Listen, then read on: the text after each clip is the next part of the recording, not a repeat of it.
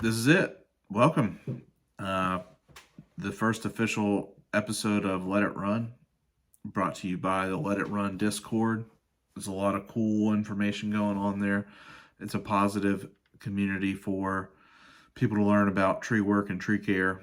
Talking to yourself is freaking weird, or think that anybody's going to listen, which they probably won't. And that's okay. I'd like to, if you are here, I'd like to welcome you. This has been a long time in the making. I've been sitting on this equipment, dude.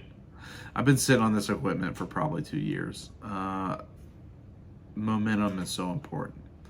Life seems like it goes and stops, and you have a plan, and it's working out, and then it's not working out, and you end up not following through with some of your intended obligations. But I'm excited. I'm very excited that this is finally happening. Now I can't think of what to say. I'm very passionate about trees. Started a tree care company called Sizemore Tree Works, and it's a passion project. I only run it on the weekends and holidays. I'll cut trees down on July 4th, Christmas Day, Thanksgiving, all of it. If I'm off of work, I'm probably cutting trees. My 9 to 5 is it's okay. Corporate world is pretty insane. So if you find yourself in a position you don't want to be, you've got to make adjustments in your life. Let's say at a minimum you spend 40 hours a week at work. That's a large portion of your life. And to spend those 40 hours in an unhappy manner, there's got to be a better way.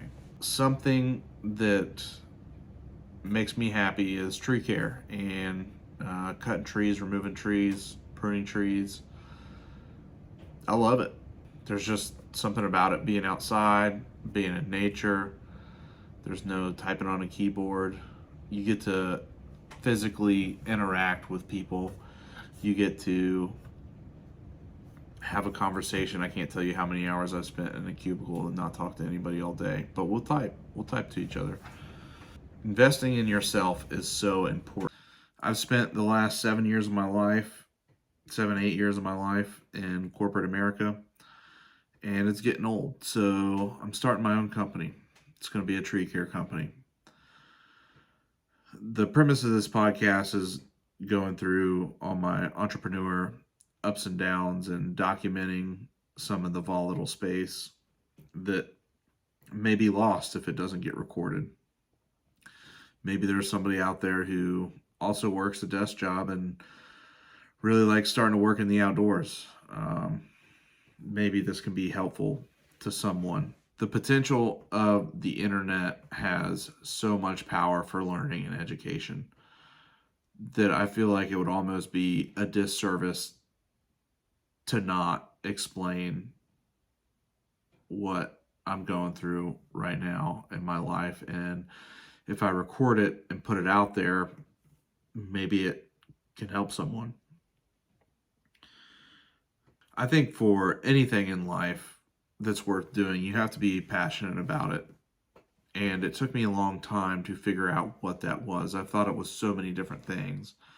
And it comes from doing new things, trying new things, developing a hobby, figuring out if you can make money at that hobby.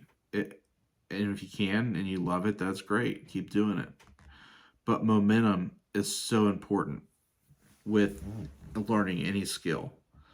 You have to have momentum. You can't just give up and stop and then pick it up 6 months later if you want to be truly successful, in my opinion.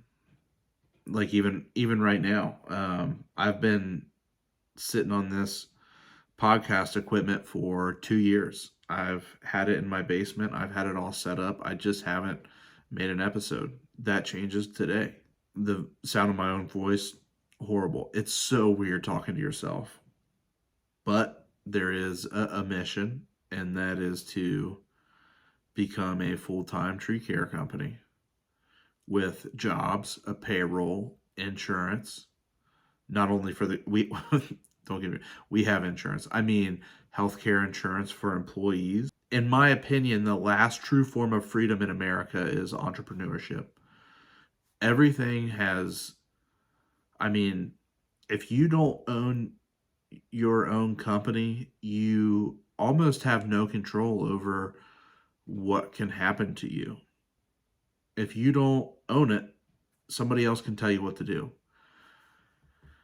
I do like working for myself. I do like knowing that it's all on me. I do like figuring out a way to get it done. You got to figure out a way to get it done. That doesn't mean that I can't be a productive member of a team and I can't fall in line, because there's a pecking order, and the nail that gets the nail that sticks out the most gets hammered, right? I'm very passionate about the forestry industry, and there's got to be a way to make it happen. Everybody talks about how nobody wants to work, nobody's in the workforce. I just have a hard time believing that. I have a hard time that young men and young women are not passionate about anything, because that's not the case with me. I'm very passionate. I work hard. I don't think I'm the best at things, I don't. When you start something new, you don't have to be the best, and you don't have to be good at it, but you can be persistent and you can keep showing up and you can keep working at it. There's just something about tree work that I love. I mean, the first full day I had doing tree work, I think I couldn't move my arms at the end of the day. There's an element of satisfaction I get after a day of tree work that you cannot get in an office. It just is not, it's irreplaceable. I don't know if that's the right word. It just, it doesn't happen. I gotta work on my posture. Everybody always says I gotta work on my posture. I'm such a lazy guy. Starting something new is always hard. It's not easy. You have to figure things out. It's complex. There's a lot of places you can go for tree care on forums. There's Facebook groups, but they're not really, they're okay. There's a lot of negative attitudes. People always think their stuff is the best. That's a tree guy thing, though. I think everybody thinks they're doing the best. No, maybe that's not the case. I don't know. My goal with the Discord was to create something that people can go to learn things and new techniques, discuss techniques, not only obtain knowledge, but to create knowledge. So, a status update on the company. Currently, I'm working with my dad and my brother. My brother's finishing up with high school. He is about to get his Eagle Scout if he does everything he needs to do. I know you can do it, Lyndon. Just push through and get it done. As far as equipment, what we're operating with, we have a grapple truck, Kodiak that hauls a dump trailer, a branch manager attachment for a mini skid or giant, a couple chainsaws, ropes, GRCS, pole saws, all the basic equipment you need to get a job done. We remove trees often. We've done it quite a bit over the last year. We've had an opportunity to grow, engage with each other, and it's honestly been a really nice experience for me. We're still learning the game.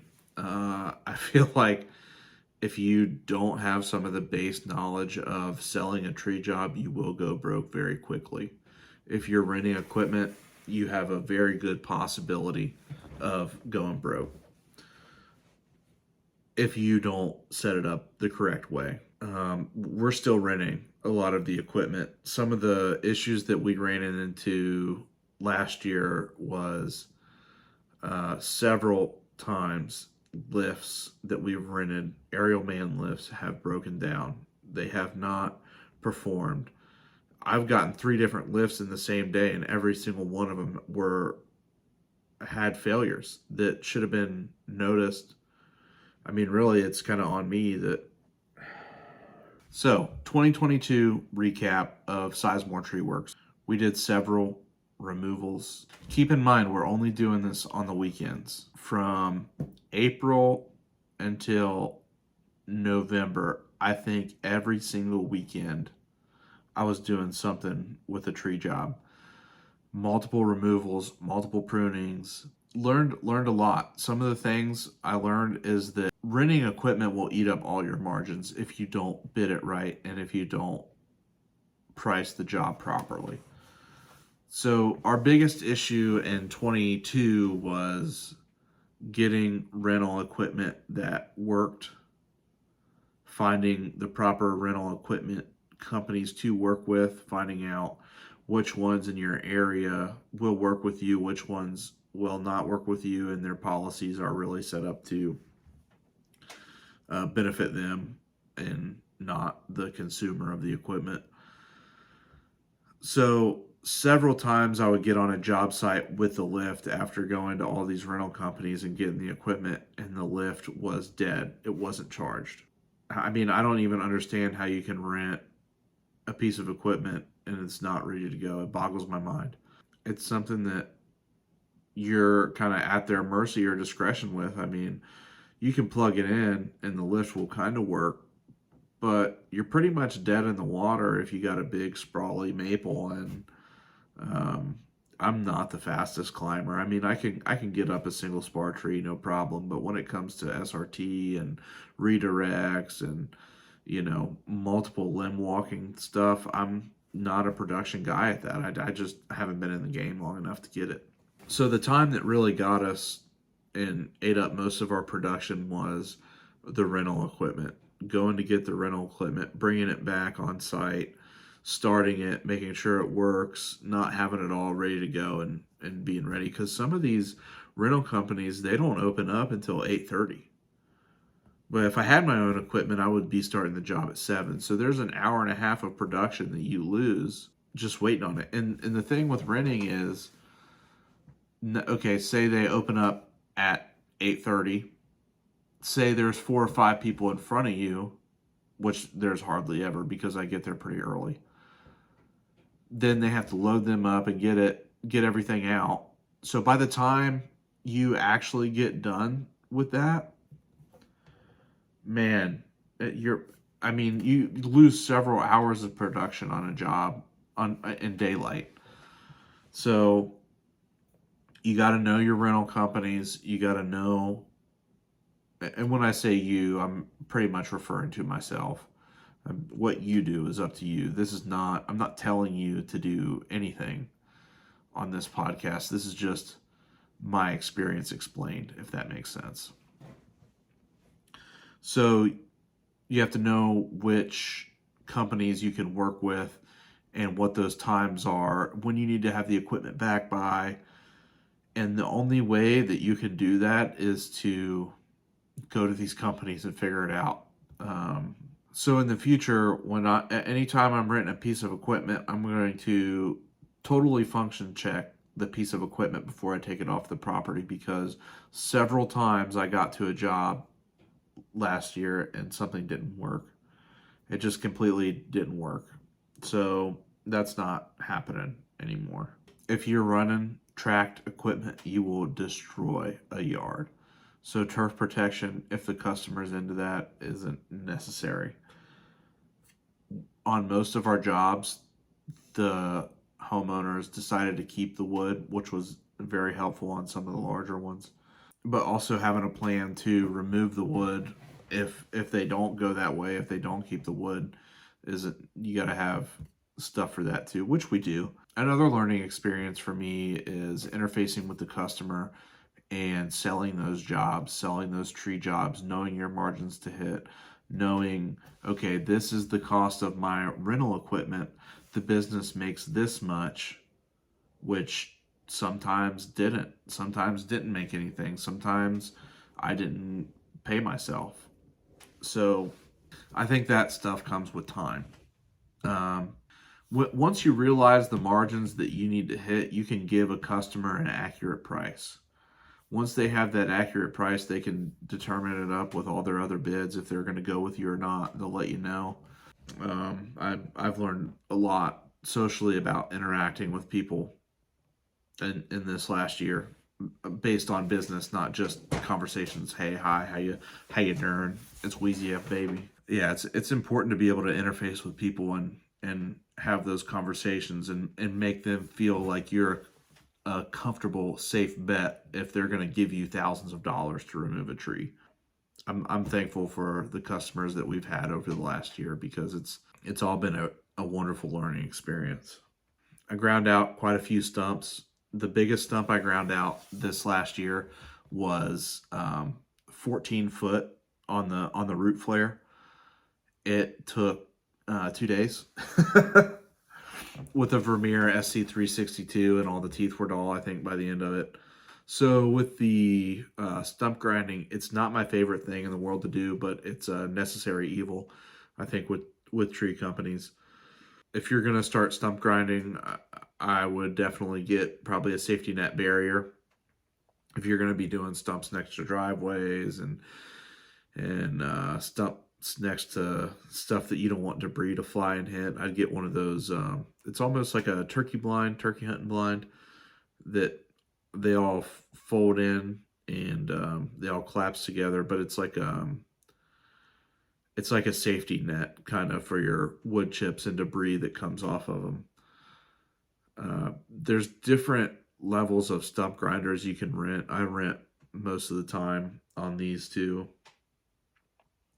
There's a track Vermeer that's pretty available that can get into those smaller gates, and then that SC362 is what I rent most often.